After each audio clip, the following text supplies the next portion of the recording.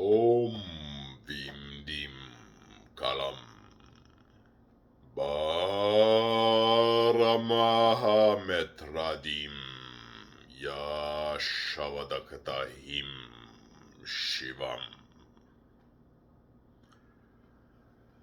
Welcome to this video on the Zen World channel. My name is Shri Satguru, Buddha Rawa Bhagwan. Today's video on the Zen World channel, we will talk about the god Ogun, god of war. So, Ogun is a god associated to Voodoo and is a god of African tradition. So as different continents of the world have their gods, their traditions, their paths, Africa and this Ogun is also worshipped in other parts of the world, but that is an African tradition. So Ogun is a very powerful god. Okay, Ogun is a god of war. So as I am Ishwara, god of war, there is Ogun, god of war, right? And gods of war recognize gods of war. So in fact, the gods of war operate under the oldest of the gods of war. So Ogun is a very powerful god, okay? Known as god of metal, right? God of war. And as we know, metal is used a lot in war, right? So Ogun is a very powerful god and exists in very similar to what you see in Indian tradition in murtis, right? But there are murtis that are with Ogun, they are in a way self-made, these murtis. They are manifested to be. So in traditions of Voodoo and the practice of Ogun, all different gods have different traditions and different specifications to their abilities as gods and how they manifest, right? And how they're worshipped. So Ogun, the practice is Voodoo, right? So I'm going to explain a little bit on this channel some things about Voodoo, right? And the powers of Voodoo. But today's video is going to be focused on who is Ogun, right? An Orisha, a very powerful god of war. Right. So what I did prior to this video is I talked to Ogun, okay, and I've talked to Ogun before, and I know Ogun very well. I know the god he is, right? And I talked to him and I said, okay, Ogun, let's decide here what you would like to say to the people who would listen to this video one day. So adding your story to the story of the Zen World channel. What is something that you would like to say to people? So I spoke to Ogun and I wrote down these words that he wanted to share. A very brief message in the way of Ogun and to the point. So a message from Ogun which tells you a little bit about Ogun as well. I am cold, hard, old, strong, metal, power. I am Ogun, a god of war. War commander of the armies of Wara. I am a god of might and destiny. I bring the war to your borders, or I protect you with my strength. I serve under High Star Commander Rawa, Lord Ishwara.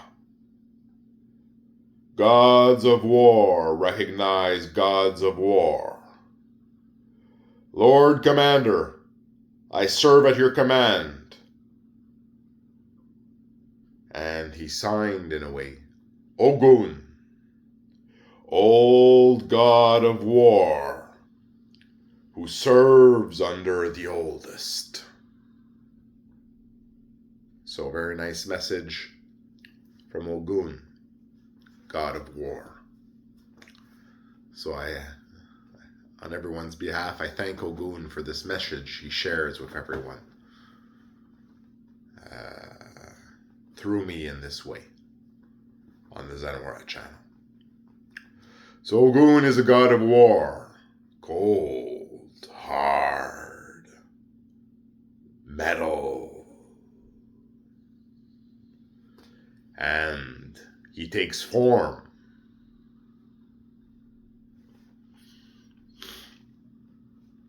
It starts and it builds into a form of him. And in this way in Africa, there are forms of Ogun, murtis of him that are worshipped. And they are worshipped in the tradition of the people of the land, which is the tradition of Voodoo. Now, Voodoo exists in many different ways, but one thing to know about Voodoo is that, yes, it is a religion of the physical, but it is also a religion of the organic. And this is an important way to understand Voodoo. As spiritual processes take different cultures, Voodoo literally creates cultures. So often they use substances like they'll create, for example, a place of worship and a place of power, and it'll start small and they'll build to it by adding ingredients to what becomes the form of the god, the culture of the god as it grows organically. And that is an important way to understand Voodoo, is that it's an organic faith as well as a physical one. When we say physical, we mean objects that are non-organic. So understanding that Voodoo is an organic path, the practice is to create a culture, right? A form, a culture, a growth of the god, right? Of the form of the god. Growth, culture, right? And now we're talking bacteria and all that stuff working together and taking form with the offerings that are put into it, with the power that's put into it by the practitioners, right? The concentration, the offering that's given to the culture. And the culture forms and grows. So for example, often they'll pour something like blood or something like that on a certain growth, right? So it looks, like some old stuff that's growing organically, right? And then sometimes what they'll do is they'll mix that with alcohol after, and they'll drink it. So what they are doing is they are taking in the organic culture of the god within themselves. So the culture grows as the god and gets bigger, and the culture grows within themselves as well. So it's an organic practice, right? An organic faith, right? And it grows organically as well. So that's why you have these practices of culture, right? The growth by organic culture growth, mold and everything, and all that working together and growing together, and the offerings that are going into it, which sustain the culture as it's growing, the biological culture. So this works in different ways. So there are altars where there's a culture, right? So you offer to the culture and then you take in the culture into yourself, take in the God into yourself, right? So that can be shocking to some people. Imagine offering blood, it's dripping off this accumulation of organic matter, and then you're taking it into a cup, for example, underneath with alcohol, and you're drinking it. You're bringing the culture into yourself. So the blood goes through the culture, takes the vibration of the culture, comes into the glass, and then you bring it into yourself, right? So you open yourself up to the receptivity of the culture of the God, because the gods are organic gods. So Ogun also takes organic forms, not only hard forms of metal, right? But he does take hard forms of metal as well, because he's a god of metal. So he takes metal murtis, metal forms, right? But he also takes organic forms, right? Since it's an organic practice. And the organic form of the god of war, Ogun, also extends to the bloom, right? So the bloom, the voodoo bloom, okay, is a form of the god, okay? And what it is it's an accumulation, and there's examples of this in Africa. It starts small, right? You start a bloom where you start an offering to the god, Ogun, and you offer things to it, like things that solidify and create organic matter. And all this organic matter, as you offer to it over and over and over, and offer and do prayers, right, and wrap strings around it and do things like that, to create a form and a shape for it, well, it grows into a bloom, right? So a bloom is a blooming of the god on the land, an organic blooming of the god on the land, right? So a voodoo bloom grows organically, and it takes a shape, and it looks like an organic growth, that grows. And it's usually focused and held by a post, right? By a stick, which focuses the growth of the bloom. And so the people offer things to the bloom organically, and it grows, as they offer substances to it, it adds to the organic matter of the bloom, and the bloom grows. Now, the bloom also has what is called a cemetery, right? So the bloom has an area right beside it, right, where clothing of dead people and objects that you discard and offer to the god go and stay there. So it looks like a pile of heap, but it's actually a spiritual cemetery, right? So that actually sustains, and it becomes the treasures of the god in that way. So you never take anything from that pile. You leave that pile there. It belongs to the god, and it looks like a pile of rubbish and heap, old pieces of clothing and things like that. But it actually exists as a spiritual entity, form, place. It becomes a spiritual place, which is a spiritual graveyard, essentially, that belongs to the god. So what is put there belongs to the god, right? And it has energy, those things, right?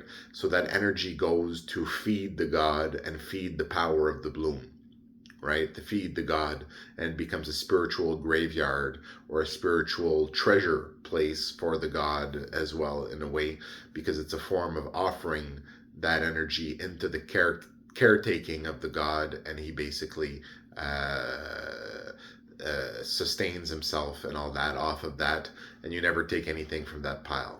So that's called a voodoo spiritual graveyard, essentially, which is essentially an area which is allocated to the god, where you offer these objects to the god, so that he can essentially get that energy from those objects, which sustains the god, and also blesses, in a way, the individuals who have died, often in violent ways and all this, and puts them under the protection of the god, who in exchange of their energy watches over them and takes them into himself, in a way. So it's a way of reintegrating those individuals with the god, right? So it's a spiritual graveyard that belongs to the god. So that exists beside the bloom. right? And it's a form of magic and of interacting with the god, where that area actually becomes part of the god's area. So a bloom, grows as like a fungus on the land, right? And it infects the land, right, in a way, but it empowers the god, right? It is a form of a manifestation of the god, right? A bloom. Now, anything can happen to a formed bloom, and for example, it could topple or something like that in the wind or something like that, but it never does, right? But it could theoretically, be damaged by a storm or something like that or anything. But it stays there. A bloom that has grown stays. It's a spiritual force, a spiritual representation of the god that stays there past the physical manifestation of the bloom, right? But the physical manifestation of the bloom is part of its growth, because the bloom grows on the land and infects the land. But what it really does is it's really just a manifestation of the God that grows in power and grows in power on the land, empowering the God on the land, and also keeping all the prayers and curses of all the people that interacted and offered to that bloom within them, right? So the bloom, when you offer to the bloom, you hide your business usually, right? When you in the practice of voodoo, you usually hide your business, and you interact directly with the beings you're interacting with, and you don't necessarily advertise what you're doing. So in that tradition, there's the tradition of covering the bloom with what looks like a skirt, essentially, but it's a cloth that covers it. And then there's also the ropes around it, which bind and hold the prayers on the bloom. So you wrap it with ropes, and then you put the organic matter on it, which grows into a bloom, a fungus on the land, a voodoo manifestation of the god that grows, and it empoisons the land, but allows the miracles of the god to manifest through that bloom as well. So when a bloom gets to a certain size, okay, then there's a decision made, okay, through a certain process, usually what's called the spreading of the bloom. So then when the bloom gets to a certain size, it spreads on the land, right? So what happens is within the radius of the stick and the bloom, right, the stick that's holding the bloom and controlling the bloom, right, because you have to control the bloom, right, in the way that you can, well, then you have a new bloom that is created, so they start a new bloom beside it, right? And then the process of feeding the bloom now includes the process of feeding the original bloom and the other bloom. So when you're offering, you now offer to the main bloom and to the small bloom, which starts small, and within the hundreds of years and all this grows into another bloom. And then you have side by side blooms, right, which have spread as like a fungus on the land, a bloom, a voodoo bloom. Right? So Ogun also operates in the processes as an organic god of the land with the bloom, which spreads on the land, right? And there's no getting rid of a bloom. A bloom grows and grows and grows until it no longer grows, but it doesn't disappear. It stays there, a part of the land. It is a bloom, right? It is a part of the power of the god, right? So this is parts of the manifestations of Ogun, right? Manifestations of voodoo, right? So voodoo, we use sacrifice, we use blood, right? We use different objects, we use different abilities to communicate, but the power comes from the god, right? So the gods that are approached in voodoo, these are different gods used for different purposes, and Ogun is god of war, also god of destiny, right? Very cold and hard. Think iron, think steel, think tough, think solid, think power, think heavy god, a god of war, right? And Ogun is a god of an organic tradition, right? Which is the tradition of voodoo, which is really known as an organic tradition, which functions with the principle of the culture, right? So you create cultures, and then you create cultures, you grow into the world cultures of the god, manifestations of the god that spread, right? Or you also put in place non-organic cultures, but that you also feed organically. So there's always the organic component, right, to empower the god, as voodoo is an organic tradition, right? So in this video today, a little bit of information, a lot of information about Ogun, god of war, right? Who is a commander, an ally of the Wara, and of its god of war, Ishwara. De Shirivayatavim de Tradashavikatam Te Tem Shevim Barakashivam Vishnu Kalki